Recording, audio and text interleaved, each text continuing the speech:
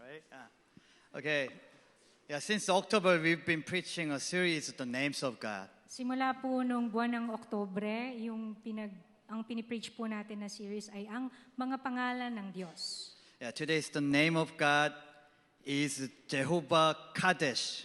Ngayon po, ang pangalan ng Diyos na pag-aaralan natin ay Jehovah Kadesh. Yeah, Jehovah Kadesh means Yahweh who sanctifies you and God who makes you holy. Ang ibig pong sabihin ng Jehovah Kadesh ay ang Panginoon na naglilinis sa atin at ang Panginoon na nagpapabanal sa atin. Yeah, this name of God was the first written in Exodus chapter 31 and Leviticus chapter 20. Makikita po natin ito sa Exodus 31 and Leviticus 20. I'm going to read the Bible verse in English first. The Exodus 31, verse 30. Say to the Israelites, you must observe my Sabbath.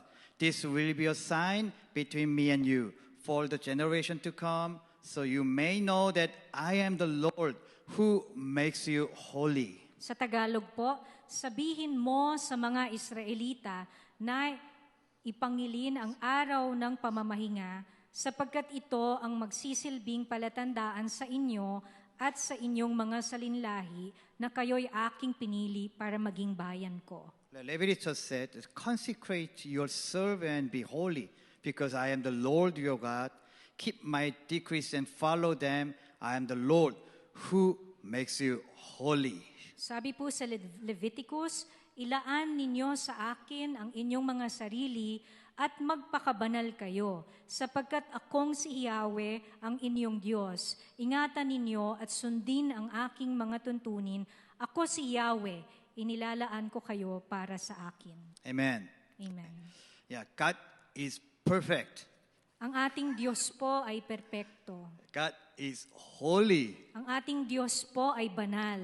Yeah, we two were created perfect and holy in His image. Tayo po noon ay nilalang ng Panginoon na perpekto at banal ayon sa kaniyang larawan.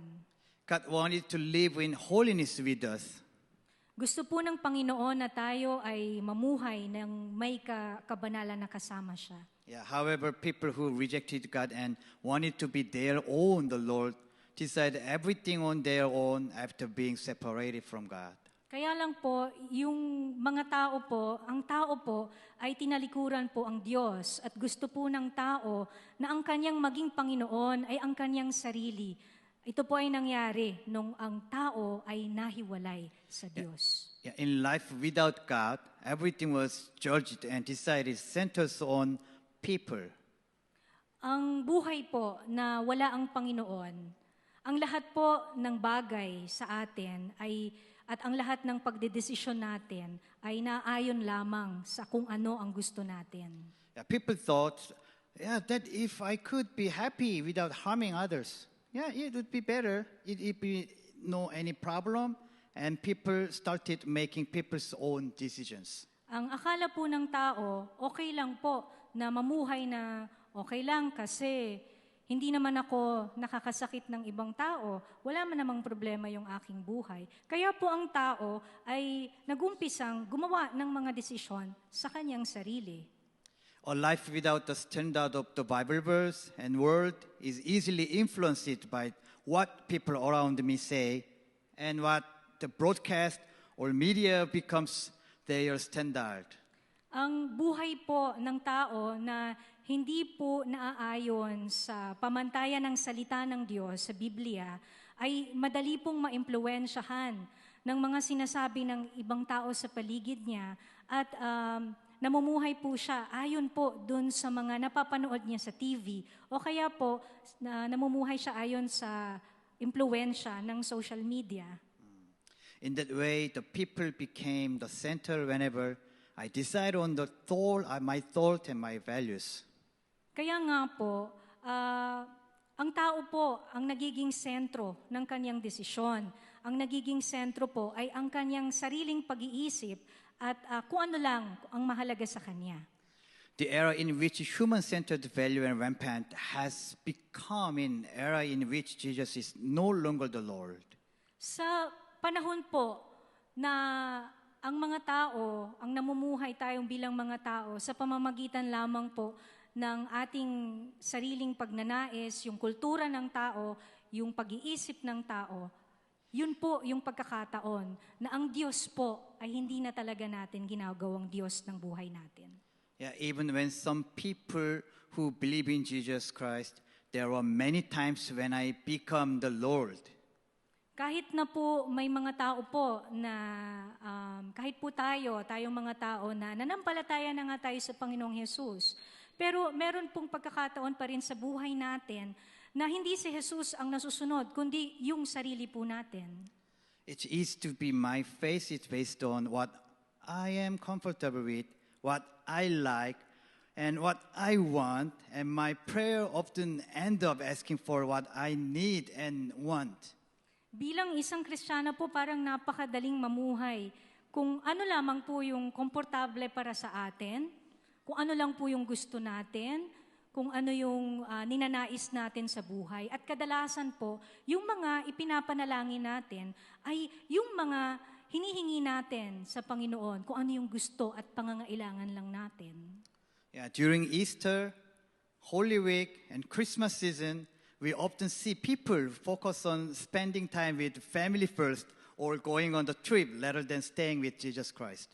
Sa tuwing pagkabuhay, ayan, Holy Week, pati Pasko na po, makikita po natin, marami po sa atin na talagang nagsuspend tayo ng time sa family, umaalis tayo, nagbabakasyon kasama ang pamilya, kesa yung makasama talaga natin ang Panginoong Jesus.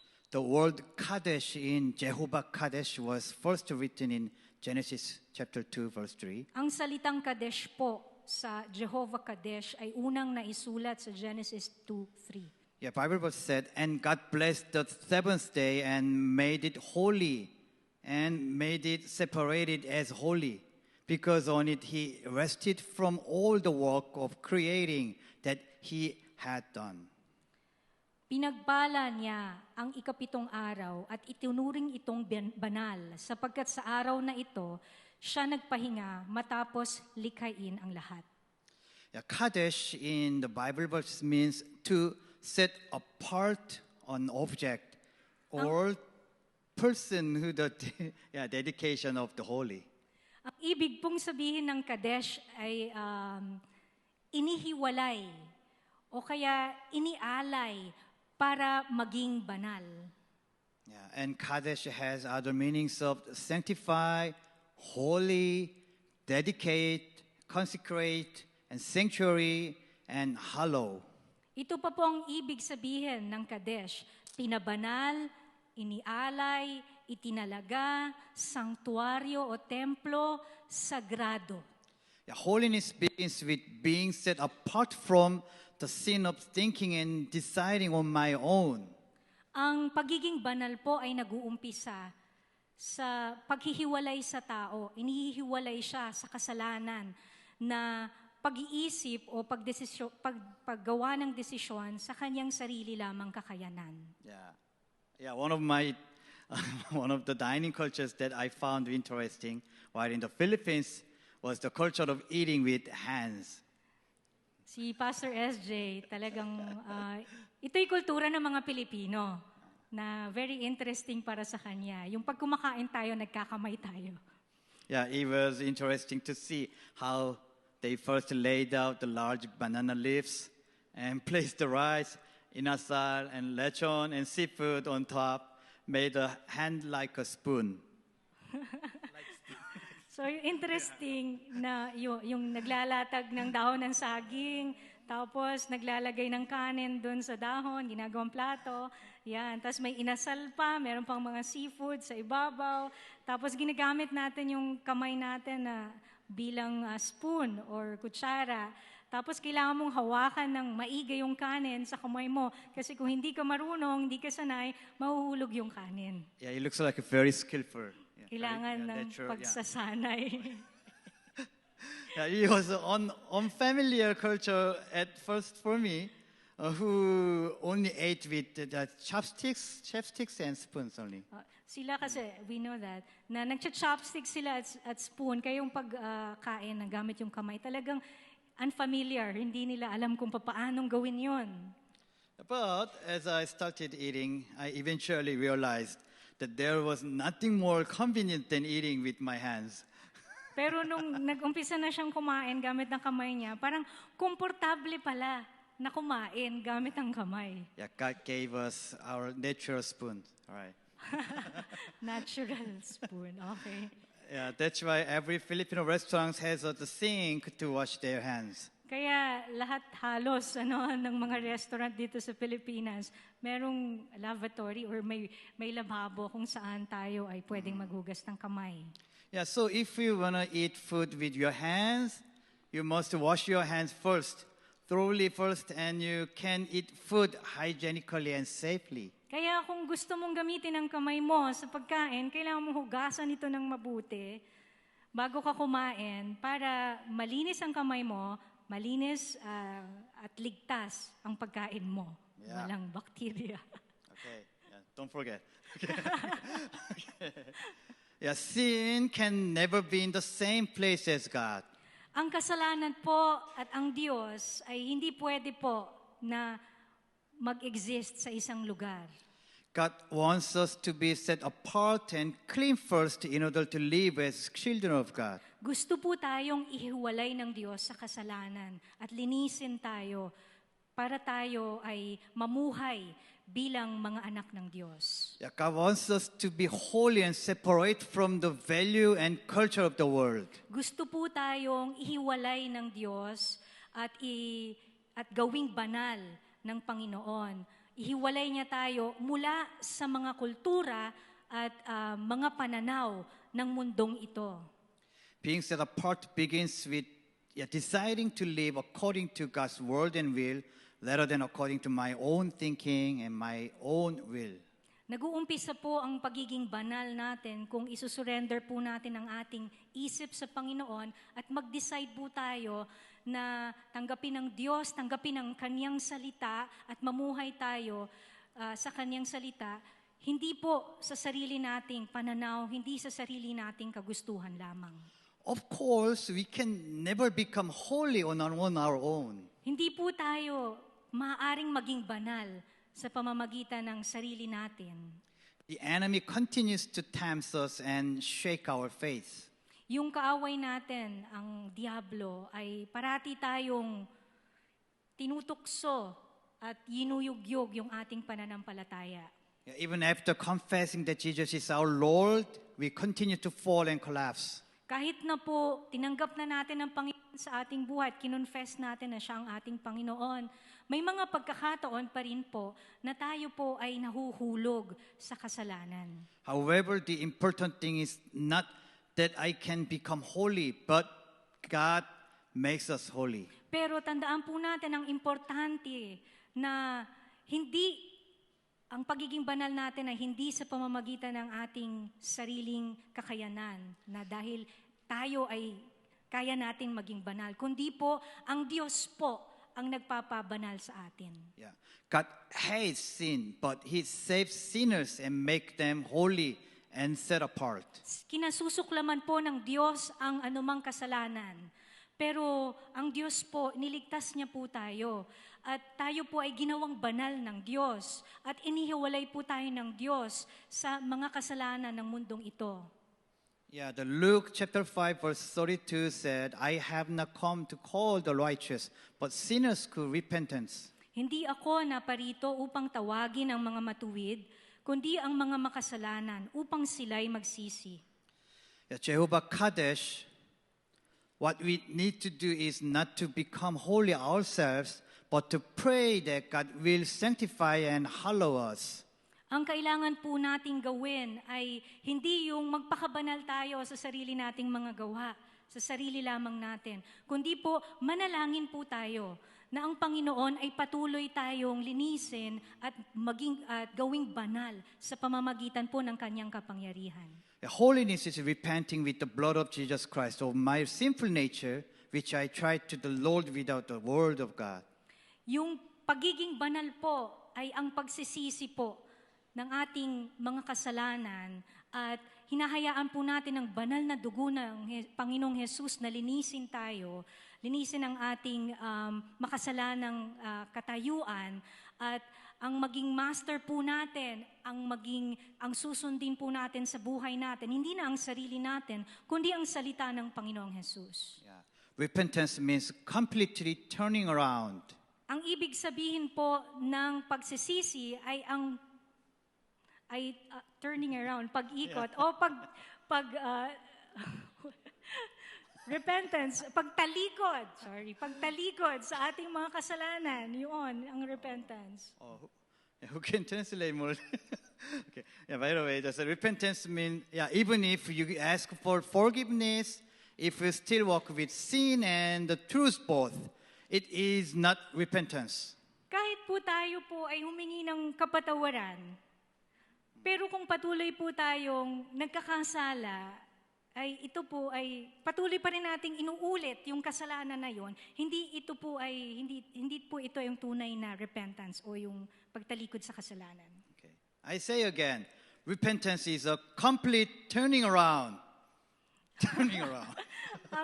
ang pagsisisi ay ang kumpletong pagtalikod. Yun po ang repentance. And even if I fall again, I dedicate my sovereignty to God. At kahit na po, tayo po ay mahulog ulit sa kasalanan, inaalay po natin yung sarili natin sa kontrol ng Panginoon. Amen. By consecrating my life, I confess that Jesus is my Lord. Sa pag-aalay po natin ng ating buhay sa Panginoon, sinasabi po natin, dinideclare, kino-confess po natin na siya po ang ating Panginoon. Siya po ang master ng ating buhay. Yeah, in particular, keep your place of worship at church on Sunday to set apart. Lalong-lalo na po, yung kapag Sunday po, nandito po tayo para magpuri at mag-worship sa Panginoon. Yun po tayo ay inihiwalay ng Diyos sa mundo. Like you. Na nandito ngayon. Yeah, I bless you. Okay. Yeah, and if you ever have to choose between the world and Jesus, set yourself apart in holiness. Na kapag dumating po yung pagkakataon na tayo ay kailangan pumili sa pagitan ng Diyos at ng kung ano man po, yung dito sa mundong to, ay tayo po ay ihihiwalay natin yung ating sarili sa kabanalan ng Panginoon. Yeah, the beginning of holiness is the faith that confesses and decides that nothing can be higher than Jesus Christ. Nag-uumpisa po ang kabanalan. The moment po na tayo po ay nanampalataya sa Panginoong Jesus, sinabi natin at nag-decide tayo sa buhay natin na siya po ang ating Panginoon at wala nang mas mahalaga po kesa sa Kanya sa buhay natin. Yeah, amen. Amen. Yeah, God wants our spirit and soul and body to be a sanctuary where we worship Him. At ang Diyos po, gusto po ng Panginoon ng ating espiritu, ang ating kaluluwa, ang ating buong katawan ay maging tahanan niya kung saan siya po ay makakasama natin para sambahin siya. Yeah, I read the Bible verse again. Exodus, say to the Israelites, you must observe my Sabbath. This will be a sign between me and you for the generation to come, so you may know that I am the Lord who makes you holy. Sabihin mo sa mga Israelita na ipangili ng araw ng pamamahinga sapagkat ito ang magsisilbing palatandaan sa inyo at sa inyong mga salinlahi na kayo'y aking pinili para maging bayan ko. Yeah, Romans chapter 12 verses 1 to 2 said, therefore I urge you, brothers, in view of God's mercy, to offer your bodies as living sacrifices, holy and pleasing to God. This is your spiritual act of worship. Do not conform any longer to the pattern of this world, but be transformed by the renewing of your mind. Then you will be able to rest and approve what God's will is, His good, pleasing, and perfect will. Kaya nga mga kapatid, alang-alang sa masaganang habag ng Diyos sa atin, ako'y nakikiusap sa inyo na ialay ninyo ang inyong sarili bilang isang handog na buhay, banal at kalugod-lugod sa Diyos. Ito ang karapat-dapat na pagsamba ninyo sa Diyos. Huwag kayong makiayon sa takbo ng mundong ito. Sa halip, hayaan ninyong baguhin ng Diyos ang inyong pag-iisip upang maunawaan ninyo ang kanyang kalooban. Sa gayon, magagawa ninyo kung ano ang mabuti, kalugod-lugod at ganap na kalooban ng Diyos. Amen. Amen. Yeah, we are Christians who do not live according to this generation and cultures, but live by believing that God is our Lord and sanctifies. Tayo po ay mga Kristiyano na hindi po tayo nabubuhay na ayon sa kultura ng henerasyon na ito.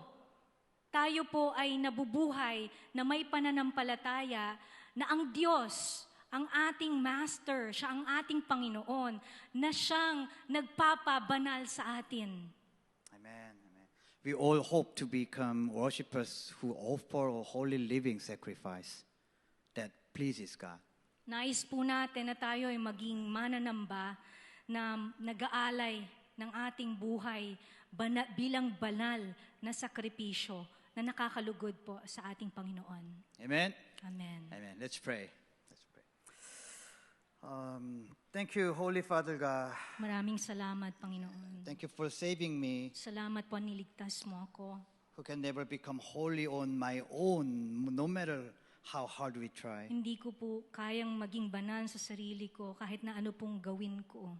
Thank you for telling me that I will be holy. Salamat po na sinasabi mo sa akin na ako'y banal. Please allow me to make a clear decision of faith. Tulungan mo po ako na makapagdesisyon ng tunay na pananampalataya ko sa iyo. Please don't let me be my own master. Huwag mo pong hayaan na ang sarili ko ang maging master ng buhay ko. Please help me repent thoroughly and completely. Tulungan mo po ako na totoong magsisi sa aking mga nagawang kasalanan. God will use SCF Church and all families in a holy way. Gagamitin ng Panginoon ang SCF Church at sa lahat ng mga pamilya dito sa banal na paraan. Amen. We pray in Jesus' name.